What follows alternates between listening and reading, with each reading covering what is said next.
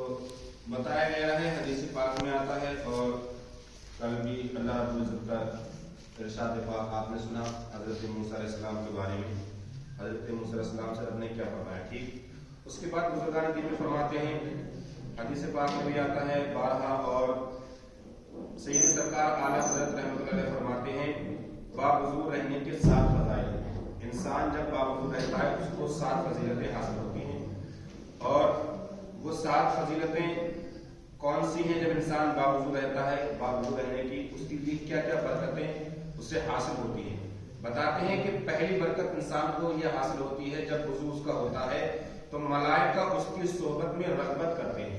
मलाइका बोलते हैं फरिश्तों को, जब बंदा वुज़ू के साथ होता है, वुज़ू कर लेता है, तो फरिश्ते सोचते हैं कि जहां ये बंदा बैठ रहा है मैं भी इसके साथ बैठूं, सुभान अल्लाह, चल रहा है मैं भी इसके साथ चलूं। जैसे अगर आप जो अमल करना चाहते हैं तो आपके अमल के साथ शरीक फरिश्ते हुआ करते हैं। अब फरिश्ते अगर आपके साथ शरीक हो तो अब आप समझ सकते हैं कि आप कितनी बड़ी नेमत हासिल कर चुके हैं अल्लाह रब्बुल इज्जत की, कितनी बड़ी आपकी फजीलत हो चुकी है। वैसे इंसान के साथ भी फरिश्ते रहते हैं, जो है 2 फरिश्ते अल्लाह रब्बुल इज्जत ने हर इंसान के साथ मुकर्रर किए हैं, जिनको किरामन कातिबीन कहा जाता है, जो एक सीधे कांधे पर, एक जो है बाएं कांधे पर बैठा हुआ है, और जो इंसान की नेकी और बदी लिखने में जो है अल्लाह रब्बुल इज्जत ने उनको मशगूल रखा है। वो इंसान की बुराई और नेकी लिखते रहते हैं। लेकिन जब बंदा बावजूद होता है और पाक होता है तो उसको 7 फजीलतें हासिल होती हैं। पहले ये कि उसके साथ फरिश्ते उसकी सोहबत में रग़बत हासिल करते हैं, ठीक। दूसरी उसको बरकत ये मिलती है कि उसका कलम हमेशा नेकियां लिखता है, उसका कलम हमेशा नेकियां लिखता है जब बंदा बावजूद होता है, ठीक। उसको अल्लाह रब्बुल इज्जत की अमान में आ जाता है वो। और उसकी तीसरी फजीलत उसकी ये है कि उसके आज़ा तस्बीह करते हैं, सुभान अल्लाह। आज़ा यानी जिस्म के जो पार्ट्स हैं, जब बंदा बावजूद होता है तो जिस्म के हिस्से यानी पार्ट्स भी उसके लिए तस्बीह पढ़ते हैं। तस्बीह जिस तरीके से आप तस्बीह पढ़ते हैं, तस्बीह ले लेते हैं, उस पर पढ़ते हैं दुरूद पाक, कलमा तैयबा, और जो है जिस तरीके का विर्द करते हैं वो विर्द आप करते हैं। तो जब बंदा बावजूद होता है तो उसके आज़ा जिस्म के हिस्से यानी तस्बीह पढ़ते हैं, उसके लिए तस्बीह पढ़ते हैं। और चौथा उसकी फजीलत यह है कि उससे तकबीर ऊला फौत ना होती है। तकबीर ऊला यानी जैसे ही इमाम नमाज के लिए खड़ा होता है तो अल्लाहु अकबर कहता है, मुक्तदीन पीछे से अल्लाहु अकबर कह के हाथ बांधते हैं, उसको तकबीर ऊला बोलते हैं। वो कभी फौत नहीं होते, उसकी जमात नहीं छूटती है। जब बंदा जो है शुरू से लेकर लास्ट तक जो है जिक्र इलाही में मशगूल रहता है तो फिर उसका दिल अल्लाह रब्बुल इज्जत की जो है याद से गाफिल नहीं होता, बल्कि उसका दिल दीनी कामों में, इबादतों में लगता हुआ चला जाता है। तो बंदा ये सोचता है कि अरे नहीं, अभी तो नमाज मैं सुस्ती की वजह से छोड़ रहा हूँ, लेकिन जब बंदे का दिल इसमें लगने लगता है, जमने लगता है, फिर जो है बंदा सुस्ती और काहिली को छोड़ देता है, फिर अल्लाह रब्बुल इज्जत की इबादत दिल के साथ करता है। और जब इबादत में दिल जमता है, दिल लगता है, तब उसको बड़ी बरकतें मिल जाया करती है। 5वीं फजीलत उसको ये मिलती है कि जब सोए तो अल्लाह ताला कुछ फरिश्ते भेजकर जिन और इनसे उसके जो है जिन और इंसान के शर से उसकी हिफाजत करता है, सुभान अल्लाह। यानी बावजूद जब बंदा सोएगा तो सोने के बाद अल्लाह रब्बुल इज्जत कुछ फरिश्तों को मुकर्रर कर देगा, जो जिन्नातों से, और जो जिन्नात शरीर जिन्नात होते हैं जो इंसानों को तकलीफ पहुंचाते हैं, तो वो फरिश्ते उनसे भी उसकी हिफाजत करते हैं। और कुछ इंसान ऐसे होते हैं बंदों को तकलीफ पहुंचाते हैं। जब बंदा बावजूद होकर के सोता है तो अल्लाह रब्बुल इज्जत कुछ फरिश्तों को मुकर्रर करता है, जो फरिश्ते जिन और इंसानों से उसकी हिफाजत करते हैं। सुभान अल्लाह, कितनी बड़ी फजीलत वुजू करके सोने की आई है, ठीक। 6ठी फजीलत उसको ये मिलती है कि सकरात यानी मौत उस पर आसान होती है। सुभान अल्लाह, मौत जब बंदे को आएगी, अगर बावजू हुआ, उसका वुजू है, तब उसकी रूह बहुत आसानी के साथ निकाली जाएगी। वरना रूह निकलने के मामला बहुत सख्त हैं, बहुत इंसान जैसे उसके आमाल होंगे उसी आमाल के साथ उसके साथ मामला किए जाएंगे। अगर आपने नेक काम किए हैं तब आपकी रूह आसानी से निकाली जाएगी, अगर आपने गलत काम किए हैं तब उसी तकलीफ के साथ इंसान की रूह उसके जिस्म से निकाली जाती है। अगर बंदा नेकोकार है, परहेजगार है, मुत्तकी है, इबादत गुजार है, तो जब उसकी रूह कब्ज होती है तो उसके बारे में आया है, अगर बंदा परहेजगार है, मुत्तकी है, तो उसकी रूह फरिश्ते इस तरीके से खींचते हैं जिस तरीके से गूंदे हुए आटे के अंदर से बाल निकाल लिया जाता है, पता नहीं चलता कैसे निकाल लिया गया, इस तरीके से उसकी रूह कब्ज की जाती है। लेकिन जब बंदा गुनहगार होता है, सियाकार होता है, खताकार होता है, तो उसको इतनी तकलीफ होती है मौत के बाद, इतनी शिद्दत होती है उसको मौत के वक्त। रिवायतों में आता है, मिलता है कि अगर बंदे को मौत के वक्त एक प्यास लगती है, अगर 7 समंदर का पानी भी पिला दिया जाए तब भी उसकी प्यास नहीं बुझ पाती। आप देखिए कितनी कठिन, कितनी सख्त जिंदगी के मामलात हैं, मौत के मामला कितने सख्त हैं। आज तो हम अपनी जिंदगी ऐसी गुजार देते हैं, अय्याशों में अपनी जिंदगी गुजार देते हैं, और जो है बुरे कामों में मुलव्विस होकर के हम अपनी जिंदगी गुजार देते हैं, गुनाहों में मुलव्विस होकर के हम अपनी जिंदगी गुजार देते हैं। हम मौत को फरामोश कर चुके हैं, हम ये भूल चुके हैं कि हमें मरना भी है।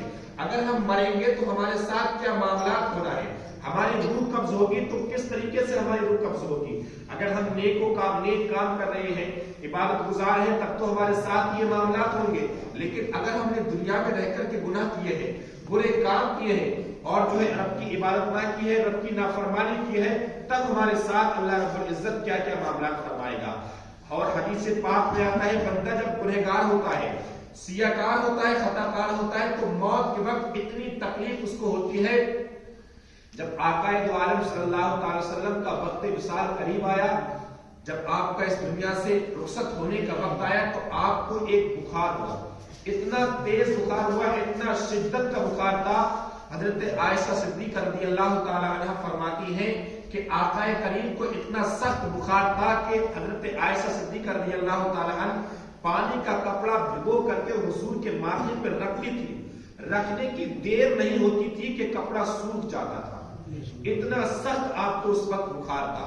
और आका फरमाते थे, आयशा मौत की तकलीफ बहुत सख्त है, मौत की शिद्दत बहुत सख्त है। ये कह करके आका दो आलम सल्लल्लाहु अलैहि वसल्लम हजरत आयशा से इरशाद फरमाते थे। हजरत आयशा फरमाती है, उस वक्त इतनी तकलीफ हुजूर को दी गई थी, तो आका इरशाद हजरत आयशा सिद्दीक़ा रज़ियल्लाहु ताला अन्हा ने अर्ज़ की, या रसूलल्लाह, इतनी तकलीफ मौत के वक्त हो रही है कि आपको उम्मतियों को भी ये तकलीफ दी जाएगी।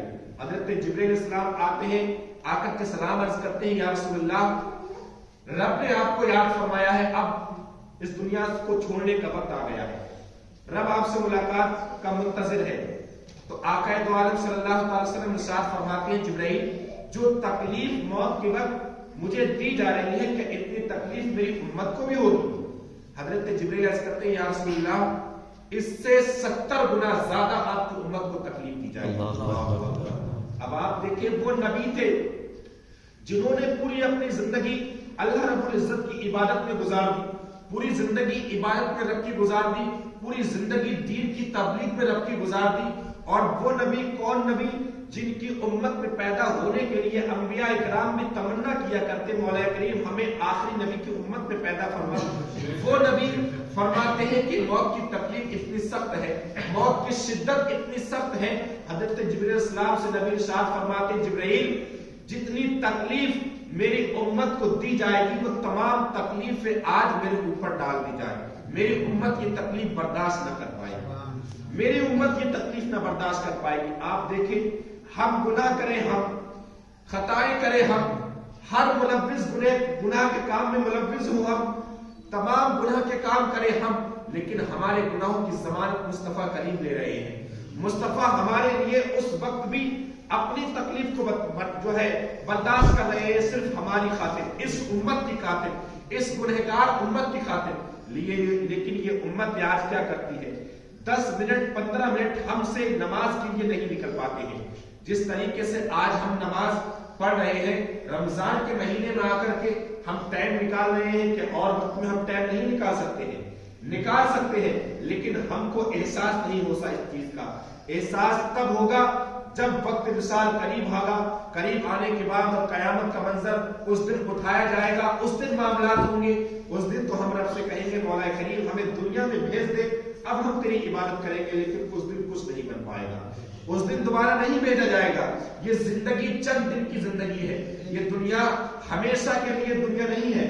इंसान इस दुनिया में हमेशा हमेशा के लिए रहने के लिए नहीं आया है। ये दुनिया एक मुसाफिर खाना है।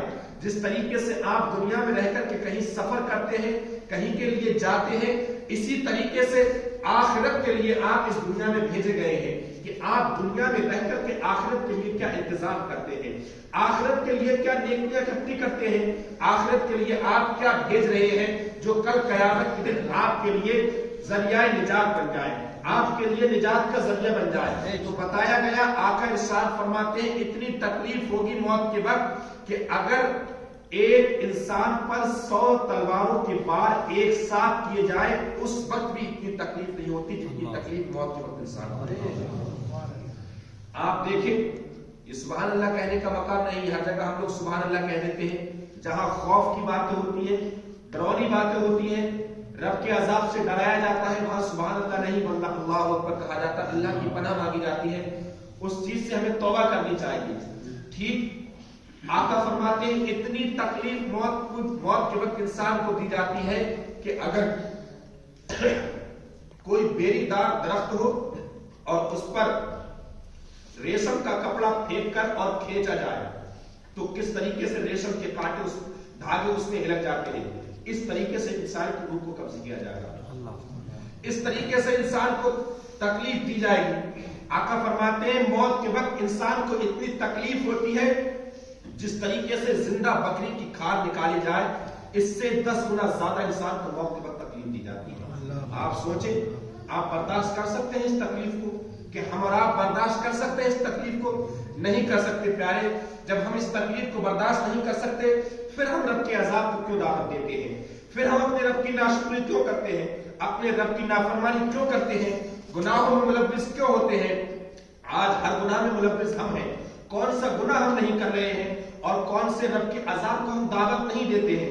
رب کا عذاب تو اتنا سخت ہے، رب کا عذاب اتنا سخت ہے کہ رب کے عذاب کو ہم ذرہ برابر بھی برداشت نہیں کر سکتے، لیکن آج ہم رب کے عذاب کو دعوت دیتے ہیں، اس کی نافرمانی کر کے اس کے عذاب کو دعوت دیتے ہیں، اس کے رسول کی پیروی نہ کر کے اس کے عذاب کو دعوت دیتے ہیں۔ تو پیارے مسلمانوں، یہ زندگی چند دن کی زندگی ہے، اللہ رب العزت نے ہمیں یہ زندگی کا انمول موتی عطا فرمایا ہے، یہ انمول موتی ہمیں جو زندگی کا رب نے عطا فرمایا ہے تو یوں ہی عیاشیوں میں گزارنے کے لیے نہیں، یوں ہی جو ہے زنا کے اڈوں کو عام کرنے کے لیے نہیں، جوؤں کو اڈوں کو عام کرنے کے لیے نہیں عطا فرمایا ہے، شراب پینے کے لیے عام نہیں کرنے کے لیے عام نہیں فرمایا ہے، بلکہ اللہ رب العزت نے ہمیں پیدا کیا ہے، اپنی عبادت کرنے کے لیے پیدا کیا ہے۔ آج موقع ہے، اس زندگی کو غنیمت جانو، اپنے رب کی عبادت کر لو، اس کی بارگاہ میں توبہ کرو، بے شک وہ توبہ قبول فرمانے والا ہے۔ اس کی ذات سے کبھی نا امید ہمیں نہیں ہونا چاہیے اور ہمیشہ اس کی ذات سے مغفرت کی ہمیں دعا کرنی چاہیے،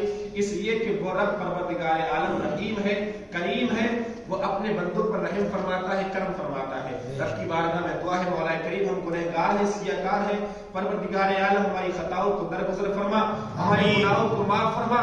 اس ماہ مبارک کے صدقے میں مولا کریم ہم سے جو گناہ سرزد ہوئے ہیں مولا کریم ان گناہوں کو معاف فرما، اور اس ماہ مبارک کے صدقے میں ہمیں نیک کام کرنے کی توفیق و رفیق عطا فرما، دین کی تعلیم حاصل کرنے کی توفیق و رفیق عطا فرما، دینی معلومات دینے کی توفیق و رفیق عطا فرما، ہم تمام کو آپس میں محبت کرنے کی توفیق و رفیق عطا فرما، ایک دوسرے سے پیار کرنے کی توفیق و رفیق عطا فرما، ہماری دعاؤں کو نبی کریم صلی اللہ علیہ وسلم کے صدقے میں قبول فرما۔ السلام علیکم۔